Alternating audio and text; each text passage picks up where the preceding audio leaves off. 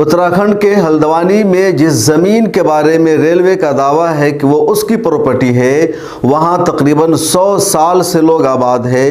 British हुकूमत के ज़माने का वहाँ स्कूल बना हुआ है, इंडियन हुकूमत ने स्कूल बना रखे हैं, वहाँ बैंक बने हुए हैं, वहाँ मस्जिदें हैं, वहाँ मंदिर है और कई तरह की सरकारी इमारतें मौजूद है। और यहीं से लोग सवाल उठा रहे हैं कि क्या सच में सरकार की प्रॉपर्टी है या रेलवे की प्रॉपर्टी है, और इस मकसद से हाई कोर्ट ने रेलवे के हक में फैसला सुना दिया है, या फिर मुसलमानों को बेघर करना मकसद है। जिस जिस जगह में मुसलमानों की प्रॉपर्टी ज़्यादा है, मुसलमानों का घर ज़्यादा है, उसको चुन चुन करके टारगेट किया जाएगा और उस सिलसिले का आगाज़ किया जा रहा है उत्तराखंड के हल्द्वानी से।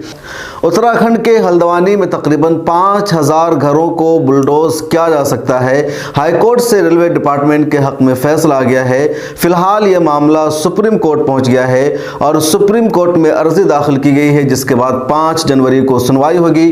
5 जनवरी के बाद ही आखिरी फैसला होगा कि 5000 घर बरकरार रहेंगे या इन घरों को तोड़ दिया जाएगा। लेकिन इस पर कई सारे सवाल पहले से उठ रहे हैं कि अगर ये इल्लीगल कब्जा था, जो लोग यहाँ पर आबाद है ये उनकी प्रॉपर्टी नहीं थी, तो फिर हुकूमत ने वहाँ पर स्कूल कैसे खोला, वहाँ पर बैंक कैसे कायम किए गए। और कोई आज का कॉलेज नहीं है, आज का स्कूल नहीं है, बल्कि ब्रिटिश दौर का बना हुआ स्कूल है। और यही सवाल खड़ा करता है रेलवे डिपार्टमेंट की नीयत पर भी, उत्तराखंड हाई कोर्ट की नीयत पर भी, कि एक तरफा फैसला कैसे दिया गया। जो लोग वहाँ के बाशी हैं उनकी बात क्यों नहीं सुनी गई। जो तफसील अब तक सामने आई है वो ये कि अब रेलवे डिपार्टमेंट ने 82 एकड़ जमीन पर अपना दावा कर दिया है।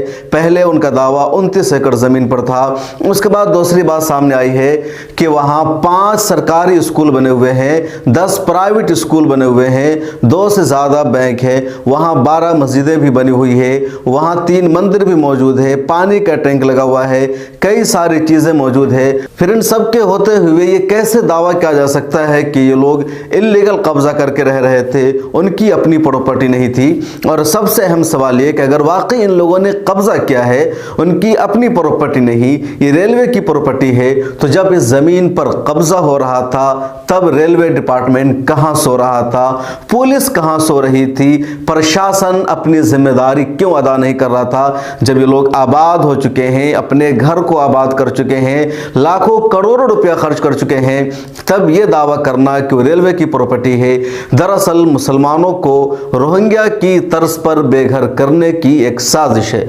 मामला सुप्रीम कोर्ट पहुंच गया है। कांग्रेस ने सुप्रीम कोर्ट में अर्जी दाखिल की है। कांग्रेस के माइनॉरिटी डिपार्टमेंट के चेयरमैन इमरान प्रतापगढ़ी ने एक ट्वीट किया जिसमें उनके साथ तस्वीर थी सलमान खुर्शीद की और कई सारे नेताओं की। और इमरान प्रतापगढ़ी ने लिखा कि मैं अपनी जिंदगी में पहली मरतबा सुप्रीम कोर्ट आया हूँ। सुप्रीम कोर्ट में कांग्रेस ने अर्जी दाखिल की है और मुझे उम्मीद है कि लोगों का घर नहीं उजड़ेगा। 5 जनवरी की डेट मिली है।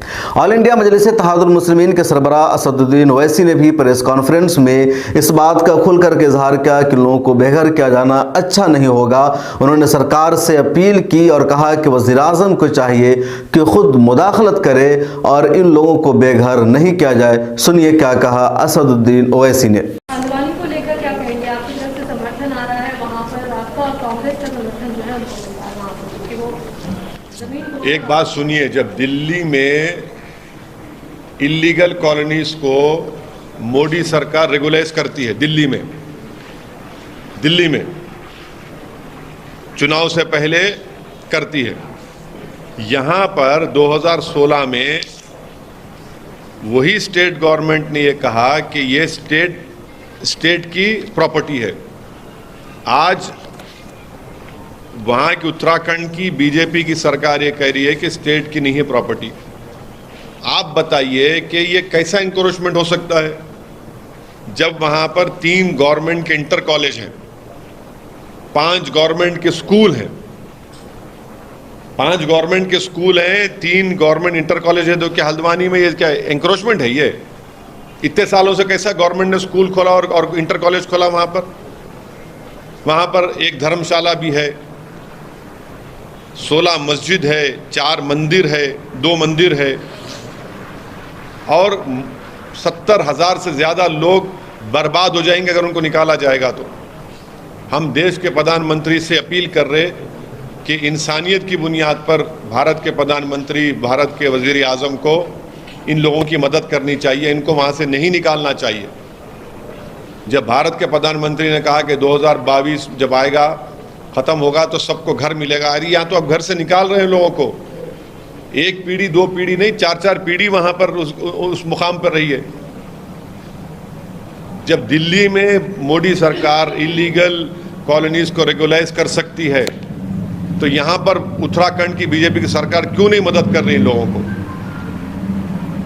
आप दिखाइए ना, क्यों नहीं मदद करना चाह रहे आप? ज्यादातर इसमें मुसलमान हैं, गरीब हैं पूरे, इनके सर से छत छीन लेना, ये कौन सी इंसानियत की बात है? अगर उनको कहीं दूसरी जगह जगह देंगे तो फिर क्या आपके लिए वो ठीक रहेगा? आप मानेंगे? क्या? अगर उनको कहीं और जगह दी जाएगी तो क्या आप उसके लिए मानेंगे? आप, हमारा पहला रिक्वेस्ट ये है भारत के प्रधानमंत्री से कि इन लोगों को आप बेघर मत करिए। ये बरसों से वहां पर रह रहे हैं, रो रहे हैं, औरतें रोड पर बैठी हुई हैं पिछले 4 दिन से। कंटिन्यूस हमको फोन आता है, मैसेजेस आते हैं कि 4 दिन बाकी हैं, 5 दिन बाकी हैं, हम क्या करेंगे, हम वहां पर कहां जाकर रहेंगे, हम लोग किधर जाकर रहेंगे?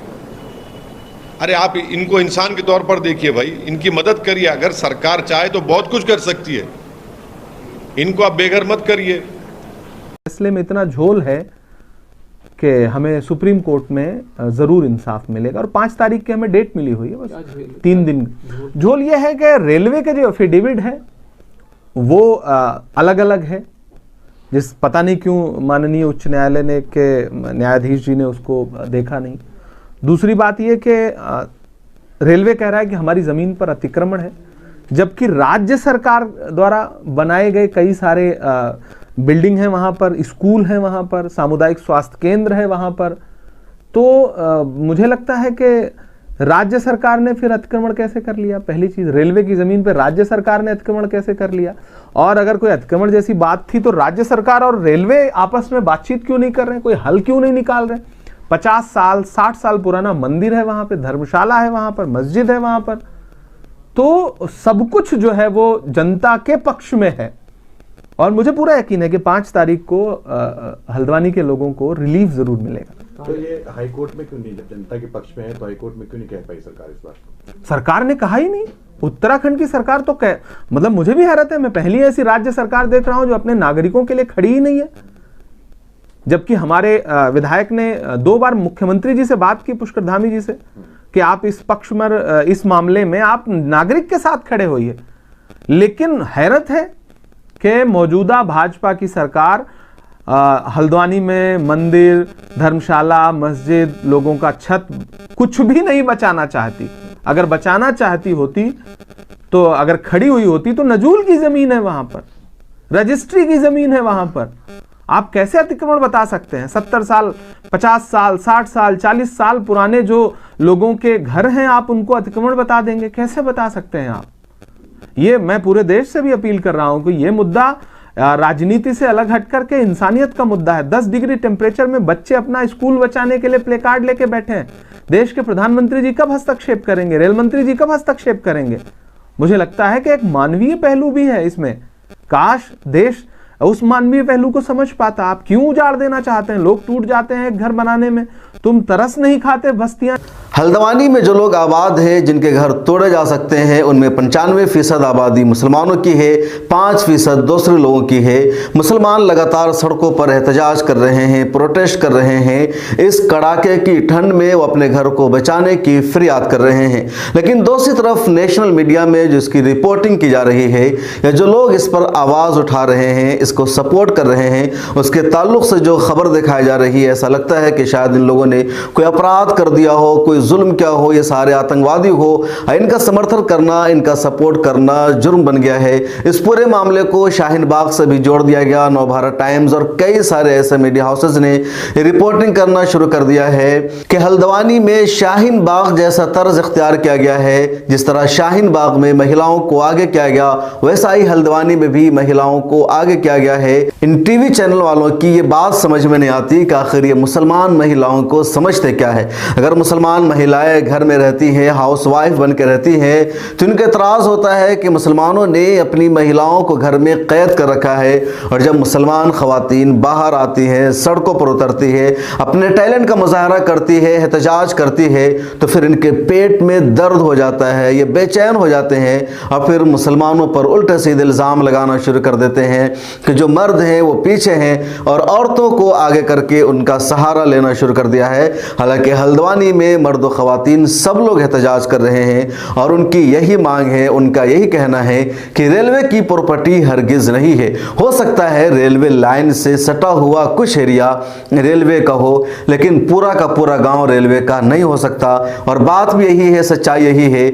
और जो तरीक़ा अपनाया जा रहा है हल्द्वानी में, अगर वो तरीक़ा इख्तियार किया जाए किसी ज़मीन पर कब्ज़ा करने का या किसी को बेघर करने का, तो फिर हिंदुस्तान के किसी भी कोने में, किसी भी इलाके में कोई भी डिपार्टमेंट जाएगा, कहेगा ये हमारा इलाका है, ये हमारी ज़मीन है, और फिर खाली कर दिया जाएगा और वो लोग बेघर हो जाएंगे। और इस तरह किसी भी गांव को कब्ज़ा किया जा सकता है, किसी को भी बेघर किया जा सकता है। और वो लोग जो ये कह रहे हैं कि 100 साल पुरानी आबादी है, उनकी बातों में सच्चाई है, उनकी बातों में दम है, क्योंकि 100 साल पुरानी इमारतें वहाँ बनी हुई है, और अगर वहाँ उनके घर को तोड़ा जाता है तो तकरीबन 1 लाख लोग बेघर हो जाएंगे। उनके रहने का कोई ठिकाना नहीं होगा, उनके पास कोई आशियाना नहीं होगा। इस वीडियो में इतना ही। हमारी कोशिश है कि हम हल्द्वानी में जाए और ग्राउंड ज़ीरो पर जाकर के दिखाएं कि वहाँ क्या कुछ हो रहा है। अगर आपने अभी तक सब्सक्राइब नहीं किया है मिलर टाइम्स को, तो कर लीजिए और ज्वाइन पर क्लिक करके हमारे एसोसिएट या स्पेशल मेंबर भी बन जाइए।